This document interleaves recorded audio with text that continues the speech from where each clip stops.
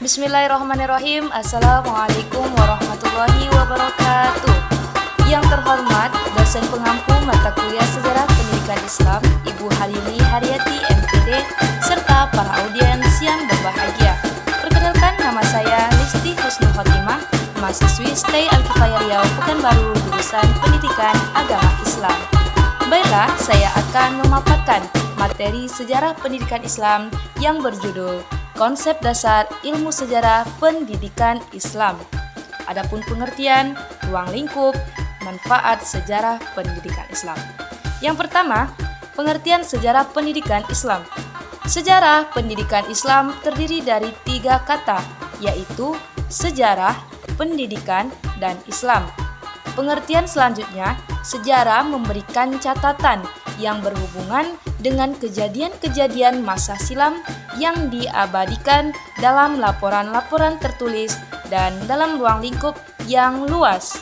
Kemudian, sebagai cabang ilmu pengetahuan, sejarah mengungkap peristiwa-peristiwa masa silam, baik peristiwa sosial, politik, ekonomi, maupun agama dan budaya dari suatu bangsa, negara, ataupun dunia. Sedangkan pendidikan adalah proses pengubahan sikap dan tata laku seseorang atau kelompok orang dalam usaha mendewasakan manusia melalui upaya pengajaran dan pelatihan yang sesuai prosedur pendidikan itu sendiri. Selanjutnya, pengertian Islam. Secara harfiah, Islam berasal dari bahasa Arab salimah yang artinya terpelihara, terjaga, tidak celaka. Sejarah pendidikan Islam adalah sejarah atau kejadian pada masa lampau yang terjadi pada zaman Rasulullah Shallallahu Alaihi Wasallam yang muncul dan berkembang seiring dengan kemunculan Islam itu sendiri.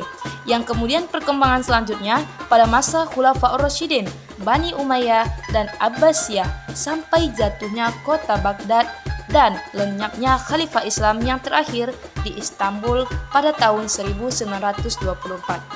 Yang kedua, ruang lingkup sejarah pendidikan Islam.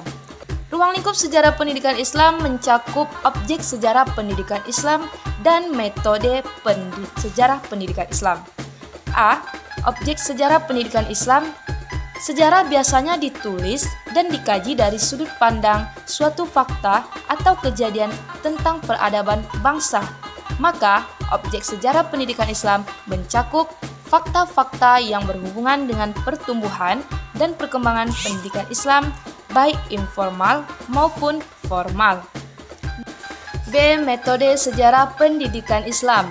Adapun metode yang dapat ditempuh untuk fase yang pertama ini adalah 1. Metode lisan. Dengan metode ini, pelacakan suatu objek sejarah dengan menggunakan interview. Kedua, metode observasi. Dalam hal ini, objek sejarah diamati secara langsung. Dan yang ketiga, metode dokumenter, di mana dengan metode ini berusaha mempelajari secara cermat dan mendalam segala catatan atau dokumen tertulis. Adapun fase yang kedua, yaitu metode penulisan. Untuk memahami sejarah pendidikan Islam, diperlukan suatu pendekatan atau metode yang bisa ditempuh adalah keterpaduan antara metode deskriptif, metode komparatif, dan metode analisis sintesis. Yang pertama, metode deskriptif, ajaran-ajaran Islam yang dibawa oleh Rasulullah SAW yang bermaktub dalam Al-Quran, dijelaskan oleh As-Sunnah, khususnya yang langsung berkaitan dengan pendidikan Islam, dapat dilukiskan dan dijelaskan sebagaimana adanya. B. Metode komparatif adalah mencoba membandingkan antara tujuan ajaran Islam tentang pendidikan dan tuntunan fakta-fakta pendidikan yang hidup dan berkembang pada masa dan tempat tertentu. Dan metode analisis sintesis digunakan untuk memberikan analisis terhadap istilah-istilah atau pengertian-pengertian yang diberikan ajaran Islam secara kritis sehingga menunjukkan kelebihan dan kekhasan pendidikan Islam. Yang ketiga, manfaat mempelajari sejarah pendidikan Islam.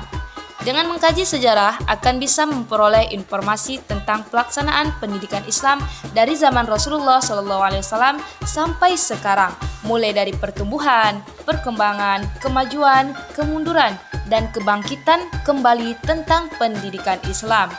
Manfaat mempelajari ilmu pendidikan Islam itu sendiri sebagai cermin ilmu sejarah berusaha menafsirkan pengalaman masa lampau manusia dalam berbagai kegiatan. Akan tetapi, sejalan dengan perkembangan bahwa tidak semua kegiatan manusia berjalan mulus, terkadang menemukan rintangan-rintangan tertentu sehingga dalam proses kegiatannya mendapat sesuatu yang tidak diharapkan. Maka kita perlu bercermin atau dengan kata lain mengambil pelajaran dari kejadian-kejadian masa lampau sehingga tarikh itu bagi masa menjadi cermin dan dapat diambil manfaatnya, khususnya bagi perkembangan pendidikan Islam. Yang kedua, sebagai pembanding, suatu peristiwa yang berlangsung dari masa ke masa tentu memiliki kesamaan. Ketiga, sebagai perbaikan.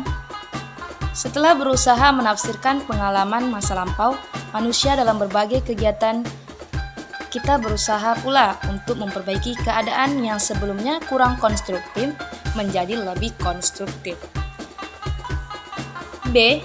Latar belakang munculnya sejarah pendidikan.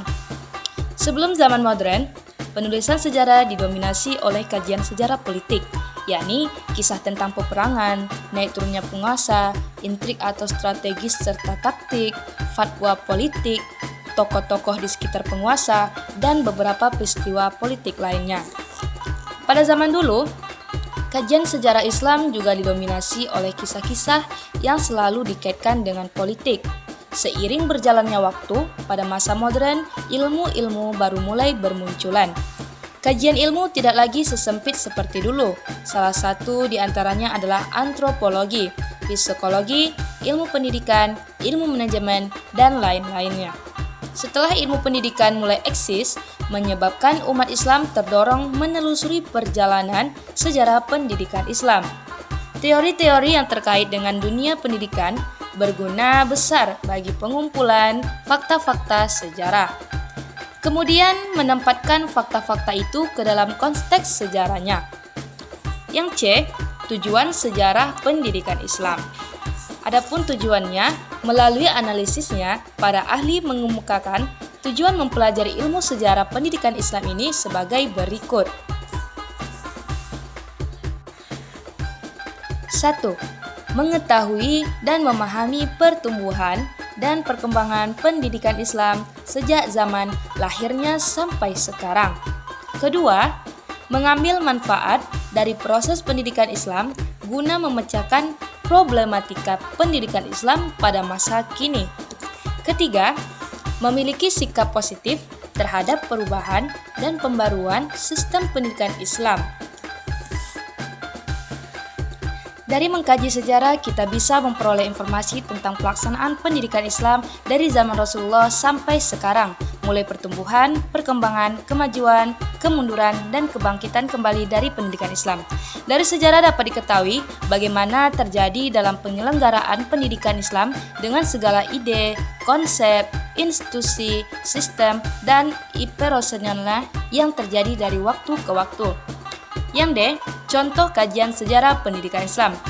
Saat ini banyak orang terfokus pada harapannya di masa mendatang dan tidak sedikit dari mereka terlupakan kejadian di masa lampau yang kemungkinan memiliki nilai-nilai atau pelajaran yang dapat diambil untuk dijadikan pedoman hidup di masa yang akan mendatang.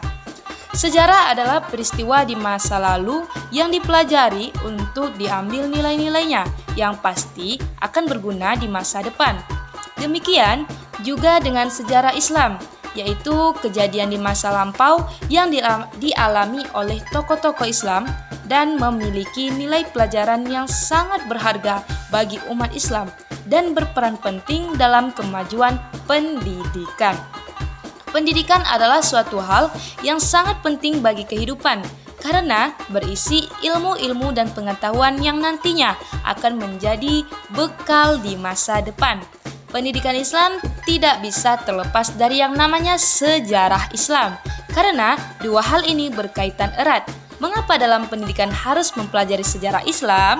Hal ini dikarenakan penting untuk mengetahui kejadian di masa lampau. Baiklah yang pendidikan dalam kajian sejarah Islam. Pendekatan kesejarahan sangat dibutuhkan dalam studi Islam, karena Islam datang kepada seluruh manusia dalam situasi yang berkaitan dengan kondisi sosial kemasyarakatannya masing-masing. Melalui pendekatan sejarah ini, seseorang diajak untuk memasuki keadaan yang sebenarnya berkenaan dengan penerapan suatu peristiwa. Melalui pendekatan sejarah ini, seseorang diajak untuk memasuki keadaan yang sebenarnya berkenaan dengan penerapan suatu peristiwa. Dari sini, maka seseorang tidak akan memahami agama keluar dari konteks historisnya. Karena pemahaman demikian itu akan menyesatkan orang yang memahaminya. Seseorang yang ingin memahami Al-Quran secara benar, misalnya, yang bersangkutan harus mempelajari sejarah turunnya Al-Quran yang selanjutnya disebut Asbab Al-Nuzul atau ilmu tentang sebab-sebab turunnya ayat Al-Quran, yang pada intinya berisi sejarah turunnya ayat Al-Quran. Dengan ilmu Asbabun Nuzul ini, seseorang akan dapat mengetahui hikmah yang terkandung dalam suatu ayat yang berkenaan dengan hukum tertentu dan ditujukan untuk memelihara syariat dari kekeliruan memahaminya. Baiklah, kesimpulannya adalah sejarah pendidikan Islam adalah ilmu yang membahas tentang berbagai aspek atau komponen pendidikan yang pernah terjadi dan pernah dilakukan oleh umat Islam, dengan berpedoman pada ajaran Islam sebagaimana terdapat di dalam Al-Quran dan As-Sunnah.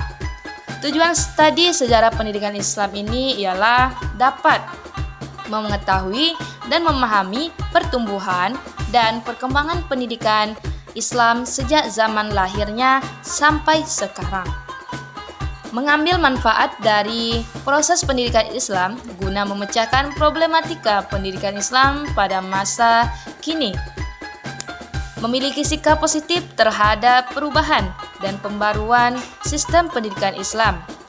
Ruang lingkup pembahasan sejarah pendidikan Islam meliputi pengertian tujuan, metode pendekatan, dan ruang lingkup sejarah pendidikan Islam, situasi pendidikan pada zaman pra-Islam, zaman Rasulullah di Mekah dan di Madinah, zaman Khulafaur Rasyidin, zaman Bani Umayyah, zaman Bani Abbasiyah, zaman Khalifah Islam di Spanyol, zaman Khalifah Fatimiyah, zaman Turki Utsmani, dinasti Moghul, dinasti Syafawi, zaman kerajaan Islam di Indonesia, zaman penjajahan Belanda, zaman penjajahan Jepang, zaman Orde Lama, zaman Orde Baru, dan zaman era reformasi. Baiklah, cukup sekian presentasi dari saya. Saya Lesti Husnul Khotimah undur diri. Wabillahi taufiq wal hidayah. Wassalamualaikum warahmatullahi wabarakatuh.